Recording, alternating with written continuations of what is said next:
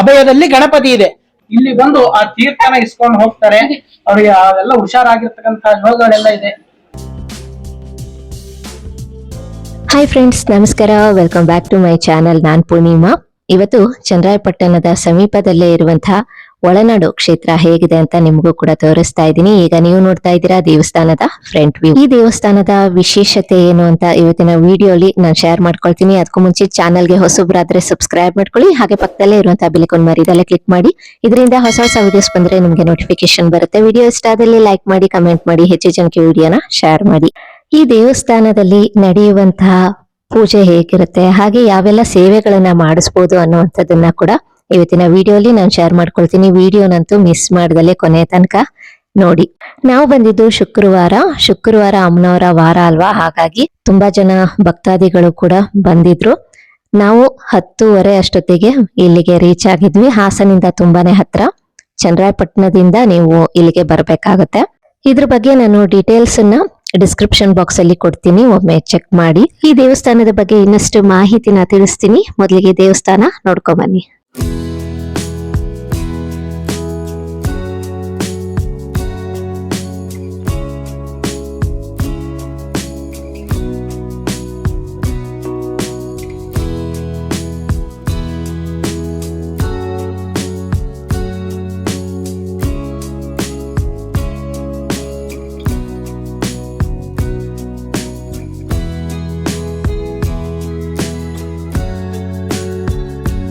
ಶುಕ್ರವಾರ ದೇವಿಯ ವಾರ.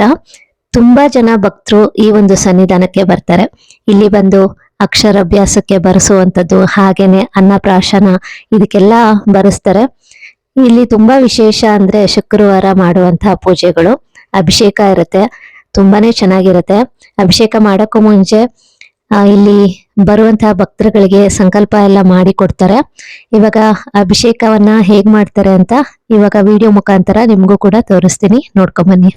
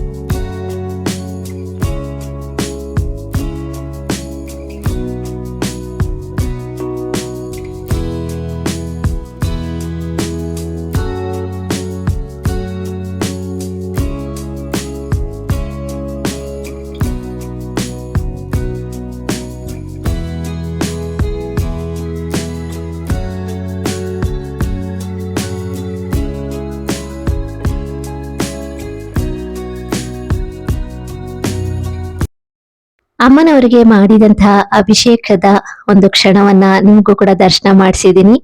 ಹಾಗೆ ಇವಾಗ ಅಲಂಕಾರವನ್ನ ಕೂಡ ಮಾಡ್ತಾ ಇದ್ರು. ಅವಾಗ ಹಾಸನದಿಂದ ಶಂಕರ ಮಠದಲ್ಲಿ ಭಜನೆ ಮಾಡೋರು ಕೂಡ ಬಂದಿದ್ರು. ಕೋಮಲ ಮೇಡಮ್ ಅಂತ ಅವರು ಕೂಡ ಬಂದು ಮಾತಾಡ್ಸಿದ್ರು. ತುಂಬಾನೇ ಖುಷಿ ಆಯ್ತು ಇವ್ರನ್ನೆಲ್ಲ ಮೀಟ್ ಮಾಡಿ. ಭಜನೆ ಅಂತೂ ತುಂಬಾ ಚೆನ್ನಾಗಿ ಮಾಡಿದ್ರು, ಕೇಳಕ್ಕಂತೂ ತುಂಬಾನೇ ಖುಷಿ ಅಂತ ಅನ್ನಿಸ್ತು.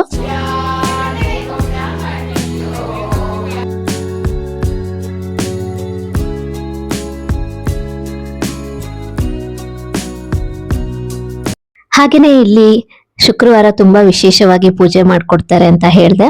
ಅಕ್ಷರಾಭ್ಯಾಸಕ್ಕೋಸ್ಕರ ಇಲ್ಲಿ ಕೊಟ್ಟಿರುವಂತಹ ಸ್ಲೇಟು ಬಳಪ ಎಲ್ಲಾನು ದೇವಿಯ ಮುಂದೆ ಇಟ್ಟಿರ್ತಾರೆ. ಆಮೇಲೆ ಪೂಜೆ ಮಾಡಿ ಕೊಡ್ತಾರೆ.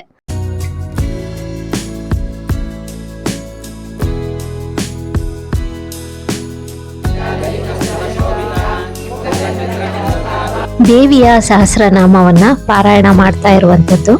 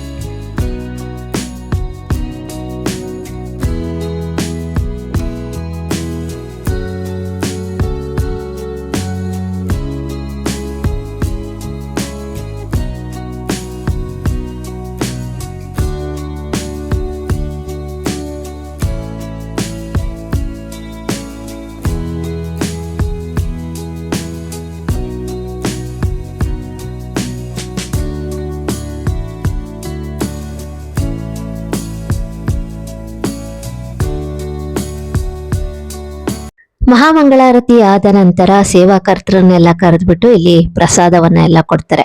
ಅಂದ್ರೆ ನೀವು ಇಲ್ಲಿ ಏನಾದ್ರು ಅನ್ನಪ್ರಾಶನ ಮಾಡಿಸ್ಬೇಕು ಅಂತ ಇದ್ರೆ ಮನೆಯಿಂದಾನೇ ಬಟ್ಲು ಮತ್ತೆ ಒಂದು ಸ್ಪೂನ್ ಅನ್ನು ಕೂಡ ತಂದಿರ್ಬೇಕು. ಅದನ್ನ ದೇವಸ್ಥಾನದವ್ರಿಗೆ ಕೊಡ್ಬೇಕು. ಅವರು ದೇವಿಯ ಮುಂದೆ ಇಟ್ಟು ನೈವೇದ್ಯವನ್ನ ಮಾಡಿರುವಂತದ್ದನ್ನ ಆಮೇಲೆ ನಿಮ್ಗೆ ಪ್ರಸಾದವನ್ನ ಕೂಡ ಕೊಡ್ತಾರೆ. ಇಲ್ಲಿ ಯಾವ ರೀತಿ ಕಾರ್ಯಕ್ರಮಗಳು ಮಾಡ್ತಾರೆ ಅನ್ನುವಂಥದ್ದಕ್ಕೆ ನಾನು ಕೆಲವೊಂದು ಕ್ಲಿಪ್ಪಿಂಗ್ಸ್ ಗಳನ್ನ ತಗೊಂಡಿದ್ದೀನಿ, ಅದನ್ನ ಶೇರ್ ಮಾಡ್ತೀನಿ, ನೀವು ನೋಡ್ಬೋದು. ತುಂಬಾ ವಿಶೇಷವಾಗಿರುತ್ತೆ ಶುಕ್ರವಾರ ಪೂಜೆಗಳೆಲ್ಲಾನು. ನೀವು ಏನಾದ್ರೂ ಈ ಒಂದು ಸನ್ನಿಧಾನದಲ್ಲಿ ಅಕ್ಷರಾಭ್ಯಾಸ ಏನಾದ್ರೂ ಅನ್ನಪ್ರಾಶನ ಇದನ್ನೆಲ್ಲ ಮಾಡಿಸ್ಬೇಕು ಅಂತ ಇದ್ರೆ ಖಂಡಿತವಾಗ್ಲೂ ಮಾಡಿಸ್ಬೋದು. ತುಂಬಾ ಚೆನ್ನಾಗಿ ಮಾಡ್ಕೊಡ್ತಾರೆ ಶುಕ್ರವಾರ. ಹೆಚ್ಚಿನ ಡೀಟೇಲ್ಸ್ಗಾಗಿ ನಾನು ಡಿಸ್ಕ್ರಿಪ್ಷನ್ ಬಾಕ್ಸ್ ಅಲ್ಲಿ ಕೂಡ ಬೇಕಾದ್ರೆ ನಂಬರ್ ಕೊಟ್ಟಿರ್ತೀನಿ, ನೀವು ವಿಚಾರಿಸ್ಕೊಂಡು ಬರ್ಬೋದು.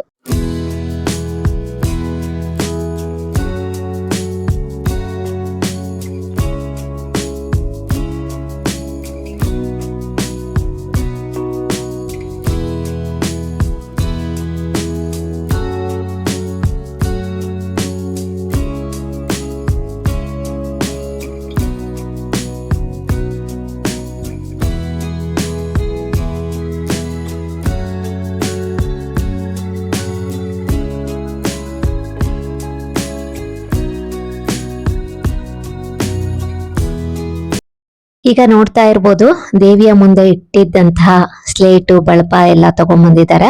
ಇಲ್ಲಿ ಸೇವೆಗೆ ಬರೆಸ್ತವ್ರಿಗೆ ಇವಾಗ ಸ್ಲೇಟು ಬಳಪ ಎಲ್ಲ ಕೊಡ್ತಾರೆ.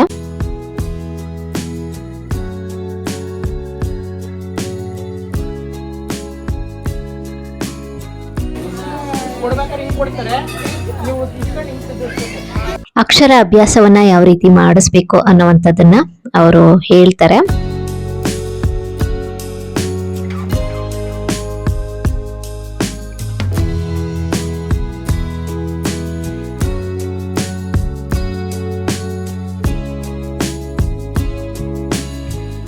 ನೋಡಿ, ದೇವಿಯ ಸನ್ನಿಧಾನದಲ್ಲಿ ಅಕ್ಷರಾಭ್ಯಾಸವನ್ನ ಮಾಡಿಸ್ತಾ ಇದ್ದಾರೆ.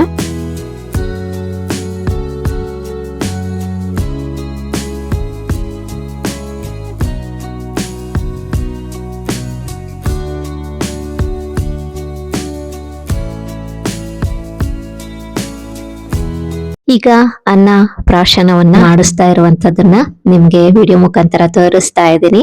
ತುಂಬಾ ಜನ ಭಕ್ತಾದಿಗಳು ಬರ್ತಾರೆ ಇಲ್ಲಿ, ಯಾಕಂದ್ರೆ ದೇವಿಯ ಸನ್ನಿಧಾನ ಅನ್ನಪೂರ್ಣೇಶ್ವರಿ ಅಮ್ಮನವರ ಸನ್ನಿಧಾನದಲ್ಲಿ ಮಾಡುವಂತ ವಿಶೇಷವಾದ ಸೇವೆಗಳು. ಹಾಗೆ ತುಲಾಭಾರ ಮಾಡಿಸ್ತೀನಿ ಅಂತ ಕೂಡ ಕೇಳ್ಕೊಂಡಿರ್ತಾರಲ್ಲ, ಹಾಗಾಗಿ ತುಲಾಭಾರವನ್ನ ಕೂಡ ಮಾಡಿಸ್ತಾ ಇದ್ದಾರೆ.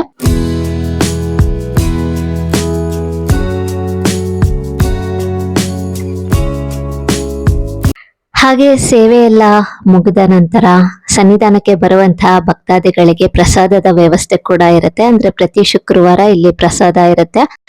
ದೇವಿಗೆ ಮಹಾಮಂಗಳಾರತಿ ಮಾಡುವಂತಹ ಒಂದು ಸಮಯದಷ್ಟೊತ್ತಿಗೆನೆ ಇಲ್ಲಿ ಪ್ರಸಾದ ಎಲ್ಲ ರೆಡಿ ಆಗಿರುತ್ತೆ. ಅಂದ್ರೆ ಇಲ್ಲಿ 1:30 ಅಷ್ಟೊತ್ತಿಗೆಲ್ಲ ಇಲ್ಲಿ ಪೂಜೆ ಎಲ್ಲ ಮುಗಿಯುತ್ತಲ್ಲ, ಅವಾಗ ಭಕ್ತಾದಿಗಳಿಗೆ ಪ್ರಸಾದವನ್ನ ಕೊಡ್ತಾರೆ.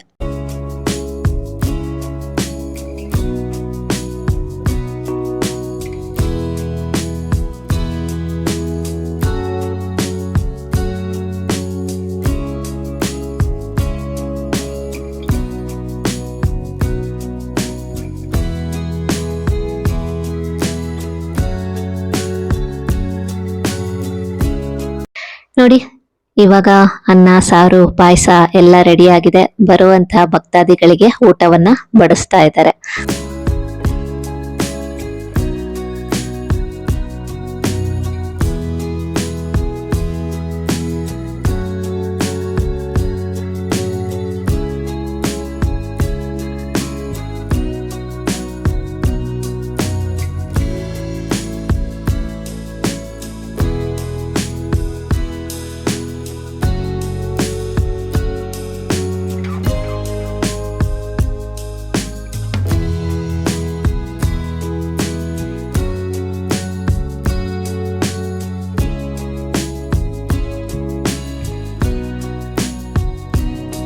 ಒಳನಾಡಿನಲ್ಲಿ ಇರುವಂತಹ ಶ್ರೀ ಅನ್ನಪೂರ್ಣೇಶ್ವರಿ ಅಮ್ಮನವರ ದೇವಸ್ಥಾನ ಹೇಗಿದೆ, ಹಾಗೆ ಇಲ್ಲಿ ನಡೆಯುವಂತಹ ಅಭಿಷೇಕ, ಪೂಜೆ, ಸೇವೆಗಳು ಹೇಗಿರುತ್ತೆ ಅಂತ ನೋಡಿದ್ರಿ ಅಲ್ವಾ. ಈ ಒಂದು ದೇವಸ್ಥಾನದ ವಿಶೇಷತೆ ಏನು, ಅಮ್ಮನವರ ಮಹಿಮೆ ಎಂತದ್ದು ಅಂತ ಈ ಒಂದು ದೇವಸ್ಥಾನದ ಅರ್ಚಕರಾದಂತಹ ಸ್ಕಂದ ಅವರು ಇನ್ನಷ್ಟು ಮಾಹಿತಿನ ತಿಳಿಸಿಕೊಡ್ತಾರೆ. ಶ್ರೀ ಗುರುಭ್ಯೋ ನಮಃ. ಸುಕ್ಷೇತ್ರ ಒಳನಾಡು ಶ್ರೀ ಅನ್ನಪೂರ್ಣೇಶ್ವರಿ ದೇವಸ್ಥಾನ, ಸುಕ್ಷೇತ್ರ ಒಳನಾಡು, ಹೊರನಾಡು, ಹೊಸನಾಡು, ಒಳನಾಡು ಅಂತ ಹೇಳಿ 3 ಕ್ಷೇತ್ರಗಳಿದೆ.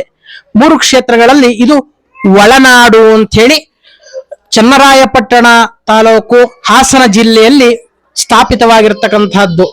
ಶ್ರೀ ಆದಿಶಕ್ತ್ಯಾತ್ಮಕ ಅನ್ನಪೂರ್ಣೇಶ್ವರಿ ಅಮ್ಮನವರು ವಿಗ್ರಹ, 9.5 ಅಡಿ ಎತ್ತರದ ವಿಗ್ರಹ ಇದು. ಈ ಅಮ್ಮನವರ ಸ್ಥಾಪನೆಯಾಗಿ 13 ವರ್ಷಗಳು ಸಂದಾಯವಾಗಿದೆ. ಈ ಸ್ಥಳದಲ್ಲಿ ಪ್ರತಿ ಶುಕ್ರವಾರದಂದು ಅಕ್ಷರಾಭ್ಯಾಸ, ಪ್ರಾಶನ, ನಾಮಕರಣ, ತುಲಾಭಾರ, ಅಭಿಷೇಕ, ಅಮ್ಮನವರಿಗೆ ವಿಶೇಷವಾಗಿ ರುದ್ರಾಭಿಷೇಕವನ್ನು ನಡೆಸ್ತಕ್ಕಂಥ ಕ್ಷೇತ್ರವಾದರೆ ಶ್ರೀಚಕ್ರಮದ ಮೇಲೆ ನಿಂತಿರ್ತಕ್ಕಂಥ ಅಮ್ಮನವರು. ಹಾಗಾಗಿ ವಿಶೇಷವಾಗಿ ಈ ಅಮ್ಮನವರಿಗೆ ವಿಶೇಷವಾಗಿ ಫಲಪಂಚಾಮೃತ ಅಭಿಷೇಕ, ಏಕವಾರ ರುದ್ರಾಭಿಷೇಕ, ಸೂಕ್ತಾದಿ ಅಭಿಷೇಕಗಳಿಂದ ಅಭಿಷೇಕವನ್ನು ಮಾಡ್ತೀವಿ. ಪ್ರತಿ ಶುಕ್ರವಾರ ಮೂಲ ಬಿಂಬದಲ್ಲಿ ಅಮ್ಮನವರಿಗೆ ಅಭಿಷೇಕವಾಗ್ತದೆ. ಅನಂತರದಲ್ಲಿ ಬಂದಿರತಕ್ಕಂತಹ ಭಕ್ತಾದಿಗಳು ಸೀರೆ, ವಸ್ತ್ರಗಳೆಲ್ಲ ತಂದಿರ್ತಾರೆ. ಹಾಗಾಗಿ ನಾನಾ ವಿಧವಾದಂತಹ ವಸ್ತ್ರಾಲಂಕಾರ, ಪುಷ್ಪಾಲಂಕಾರಗಳೆಲ್ಲ ನಡೀತದೆ ತಾಯಿಗೆ. ಹಾಗಾಗಿ ಸಾಮೂಹಿಕವಾಗಿ ಬಂದಿರತಕ್ಕಂತಹ ಭಕ್ತಾದಿಗಳೇ ಸಹಸ್ರನಾಮವನ್ನು ಪಾರಾಯಣ ಮಾಡ್ತಕ್ಕಂತಹ ಸ್ಥಳವಾಗಿರ್ತಕ್ಕಂಥದ್ದಿದೆ. ಹಾಗಾಗಿ ಆ ಅಮ್ಮನವರಿಗೆ ಶ್ರೀಚಕ್ರದಲ್ಲಿ ಲಲಿತಾ ಸಹಸ್ರನಾಮ ಕುಂಕುಮ ಅರ್ಚನೆಯನ್ನ ಪಾರಾಯಣ ಮಾಡಲಾಗುತ್ತದೆ. ಪ್ರತಿ ಶುಕ್ರವಾರ ಬಂದಂತಹ ಭಕ್ತರು ಅವರೇ ಸ್ವತಃ ಅಮ್ಮನವರಿಗೆ ಪಾರಾಯಣ, ಲಲಿತಾ ಸಹಸ್ರನಾಮ ಪಾರಾಯಣವನ್ನು ಮಾಡಬಹುದು. ಈ ಸಂದರ್ಭದಲ್ಲಿ ಪ್ರತಿ ಆಷಾಢ ಶುಕ್ರವಾರದಲ್ಲಿ ಕೊನೆಯ ವಾರದಲ್ಲಿ ರಥೋತ್ಸವವನ್ನು ಏರ್ಪಡಿಸಲಾಗಿರುತ್ತದೆ. ಭಕ್ತಾದಿಗಳು ಆ ರಥೋತ್ಸವದಲ್ಲಿ ಪಾಲ್ಗೊಳ್ಳುತ್ತಾರೆ. 13-15 ಸಾವಿರ ಇತರ ಎಲ್ಲ ಭಕ್ತಾದಿಗಳು ಪ್ರಸಾದ ರಥೋತ್ಸವದಲ್ಲಿ ಪಾಲ್ಗೊಂಡು ಆ ಭಕ್ತಾದಿಗಳು ಒಂದು ಯಶಸ್ವಿಯಾಗಿ ರಥೋತ್ಸವವನ್ನು ಕೂಡ ಆಷಾಢ ಮಾಸದಲ್ಲಿ ನೆರವೇರಿಸಿಕೊಡ್ತಾರೆ. ಈ ರೀತಿಯಾಗಿ ಅಮ್ಮನವರು ಭಕ್ತಾದಿಗಳಲ್ಲಿ ಸುಖ ಶಾಂತಿ ನೆಮ್ಮದಿಯನ್ನು ಒಳ್ಳೆ ಆರೋಗ್ಯ ನೆಮ್ಮದಿಯನ್ನು ಕೊಟ್ಟು ಕಾಪಾಡಲಿ ಎಂದು ಈಡೇರಿಸುತ್ತೇವೆ. ಹಾಗಾಗಿ ಈ ಅಮ್ಮನವರಲ್ಲಿ ಏನು ವಿಶೇಷತೆ ಎಂದರೆ 108 ದಳದ ಕಮಲದ ಮೇಲೆ ನಿಂತಿರ್ತಕ್ಕಂತಹ ಅಮ್ಮನವರು ಶಾಂತಿ ಸ್ವರೂಪವಾಗಿ ಯಾವುದೇ ಒಂದು ರಾಕ್ಷಸ ಸಂಹಾರಕ್ಕಾಗಿ ಹುಟ್ಟಿರ್ತಕ್ಕಂಥದ್ದಲ್ಲ ಈ ತಾಯಿ. ಹಾಗಾಗಿ ಆ ಅಮ್ಮನವರು 108 ಕಮಲ ದಳದ ಮೇಲೆ ನಿಂತಿರ್ತಕ್ಕಂಥದ್ದು. ಹಾಗಾಗಿ ಆ ನಂತರದಲ್ಲಿ ಆ ಅಮ್ಮನವರಿಗೆ ಹೊರನಾಡಲ್ಲಿ ನೋಡಿರ್ತೀರಾ ನೀವೆಲ್ಲ ಸಾಮಾನ್ಯ ವರದ ಅಭಯದಲ್ಲಿ ಗಾಯತ್ರಿ ಮತ್ತೆ ಶ್ರೀಚಕ್ರ ಇದೆ. ಇಲ್ಲಿ ಅಮ್ಮನವರಿಗೆ ವರದದಲ್ಲಿ ಸುಬ್ರಹ್ಮಣ್ಯ, ಅಭಯದಲ್ಲಿ ಗಣಪತಿ ಇದೆ. ಹಾಗಾಗಿ ಆನಂತರದಲ್ಲಿ ನಾರಾಯಣಿ ಸ್ವರೂಪವಾಗಿರ್ತಕ್ಕಂಥದ್ದು ಶಂಖ ಮತ್ತು ಚಕ್ರ. ಅದೇ ರೀತಿಯಲ್ಲಿ ಪ್ರಭಾವಳಿಯಲ್ಲಿ ಸಪ್ತಮಾತ್ರಿಕೆಗಳು ಬ್ರಾಹ್ಮಿ, ಮಾಹೇಶ್ವರಿ, ಕೌಮಾರಿ, ವಾರಾಹಿ, ವೈಷ್ಣವಿ, ಚಾಮುಂಡಿ, ಇಂದ್ರಾಣಿ. ಹಾಗಾಗಿ ಅವರ ಸಪ್ತಮಾತ್ರಿಕೆಗಳು. ಹಾಗಾಗಿ ಅವರನ್ನು ಸಹ ಪ್ರಭಾವಳಿಯಲ್ಲಿ ಮೂಡಿಸುತ್ತಾರೆ. ಈ ರೀತಿಯಲ್ಲಿ ಈಶ್ವರನಿಗೆ ಭಿಕ್ಷಾ ಪಾತ್ರೆ ಹೊಡೆದಾಗ ಅಮ್ಮನವರು ಅವರಿಗೆ ಅನುಗ್ರಹ ಮಾಡ್ತಾರೆ. ಹಾಗಾಗಿ ಅದನ್ನು ವಿಶೇಷವಾಗಿ ಯಾವುದೇ ಅಮ್ಮನವರ ಹಣೆಯಲ್ಲಿ ಈಶ್ವರ ಇರುವುದಿಲ್ಲ. ಈ ಸ್ಥಳದಲ್ಲಿ ಹಣೆಯಲ್ಲಿ ಈಶ್ವರ ಇದ್ದಾನೆ.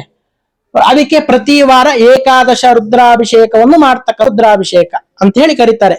ಹಾಗಾಗಿ ಹೊರನಾಡಲ್ಲಿ ಯಾವುದೇ ಸ್ಥಳದಲ್ಲಿ ಮೂಲ ಬಿಂಬದಲ್ಲಿ ಸೌಟು ಪಾತ್ರೆ ಇರುವುದಿಲ್ಲ. ಈ ಸ್ಥಳದಲ್ಲಿ ಅಮ್ಮನವರಿಗೆ ಸೌಟು ಮತ್ತು ಪಾತ್ರೆ ಇದೆ.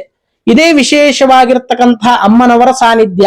ಹಾಗಾಗಿ ಭಕ್ತಾದಿಗಳು ಎಲ್ಲ ಈ ಸ್ಥಳದಲ್ಲಿ ಆಗಮಿಸಿ ಅವರಿಗೆ ದೇವಿಯ ಈಡೇರಿಕೆ ಅನುಗ್ರಹ ಆಶೀರ್ವಾದ ಎಲ್ಲ ತಲುಪಲಿ ಅಂತ ಹೇಳಿ ಒಳ್ಳೆದನ್ನ ಆಗ್ಲಿ ಅಂತ ಹೇಳಿ ಈ ಸಮಯದಲ್ಲಿ ಪ್ರಾರ್ಥನೆಯನ್ನ ಮಾಡ್ತೀವಿ.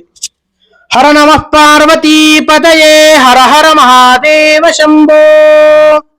ಆಶ್ರಮದಲ್ಲಿ ಹಸುವಿನಿಂದ ಬರ್ತಕ್ಕಂತ ಏನಾದ್ರು ಹುಷಾರಿಲ್ಲ ಅಂತಂದ್ರೆ ಇಲ್ಲಿ ಬಂದು ಆ ತೀರ್ಥನ ಇಸ್ಕೊಂಡು ಹೋಗ್ತಾರೆ. ಅವ್ರಿಗೆ ಅವೆಲ್ಲ ಹುಷಾರಾಗಿರ್ತಕ್ಕಂತ ಯೋಗಗಳೆಲ್ಲ ಇದೆ. ಹಾಗಾಗಿ ಈ ಸ್ಥಳದಲ್ಲಿ ಆ ತೀರ್ಥವನ್ನ ಇಸ್ಕೊಂಡು ಹೋಗ್ತಾರೆ. ಈ ದೇವಸ್ಥಾನದ ಬಗ್ಗೆ ಹೆಚ್ಚಿನ ಮಾಹಿತಿನ ನಮ್ಮ ಚಾನೆಲ್ ಒಂದಿಗೆ ಇಲ್ಲಿನ ಅರ್ಚಕರು ಒಳ್ಳೊಳ್ಳೆ ಮಾಹಿತಿನ ಶೇರ್ ಮಾಡ್ಕೊಂಡಿದ್ದಾರೆ. ಅವ್ರಿಗೆ ಈ ವಿಡಿಯೋ ಮುಖಾಂತರ ಥ್ಯಾಂಕ್ಸ್ ಹೇಳಕ್ ಇಷ್ಟಪಡ್ತೀನಿ. ಹಾಗೇನೆ ಈ ದೇವಸ್ಥಾನಕ್ಕೆ ವಿಡಿಯೋ ಶೂಟ್ ಹೋದಾಗ ಎಲ್ರು ತುಂಬಾ ಸಪೋರ್ಟ್ ಮಾಡಿದ್ರು. ಒಳ್ಳೊಳ್ಳೆ ಇನ್ಫಾರ್ಮೇಶನ್ಸ್ಗಳನ್ನ ನನ್ನ ಚಾನಲ್ ಒಂದಿಗೆ ಶೇರ್ ಮಾಡ್ಕೊಂಡಿದ್ದಾರೆ. ಎಲ್ರಿಗೂ ನಾನು ಈ ವಿಡಿಯೋ ಮುಖಾಂತರ ಥ್ಯಾಂಕ್ಸ್ ಹೇಳಕ್ ಇಷ್ಟಪಡ್ತೀನಿ. ಸಾಮಾನ್ಯವಾಗಿ ಹೊರನಾಡಿನಲ್ಲಿ ಇರುವಂತಹ ಶ್ರೀ ಅನ್ನಪೂರ್ಣೇಶ್ವರಿ ಬಗ್ಗೆ ನೀವು ಕೇಳೇ ಇರ್ತೀರಾ. ಇದು ಚನ್ನರಾಯಪಟ್ಟಣದ ಸಮೀಪದಲ್ಲೇ ಇರುವಂತಹ ಒಳನಾಡು. ಈ ಒಂದು ಸನ್ನಿಧಾನದಲ್ಲೂ ಕೂಡ ತುಂಬಾನೇ ಮಹಿಮೆ ನಡೆಯುತ್ತೆ. ಅಮ್ಮನವರ ಸನ್ನಿಧಾನಕ್ಕೆ ಬಂದು ಏನೇ ಕೇಳ್ಕೊಂಡೋದ್ರು ಆ ಒಂದು ಇಷ್ಟಾರ್ಥ ಖಂಡಿತವಾಗ್ಲೂ ನೆರವೇರುತ್ತೆ. ತುಂಬಾ ವಿಶೇಷವಾದಂತಹ ಸನ್ನಿಧಾನ. ನೀವು ಕೂಡ ಒಮ್ಮೆ ಈ ಒಂದು ಸನ್ನಿಧಾನಕ್ಕೆ ಭೇಟಿ ನೀಡಿ ಅಮ್ಮನವರ ಕೃಪೆಗೆ ಪಾತ್ರರಾಗಿ ಅಂತ ಕೂಡ ನಾನು ಈ ವಿಡಿಯೋ ಮುಖಾಂತರ ಕೇಳ್ಕೊತೀನಿ.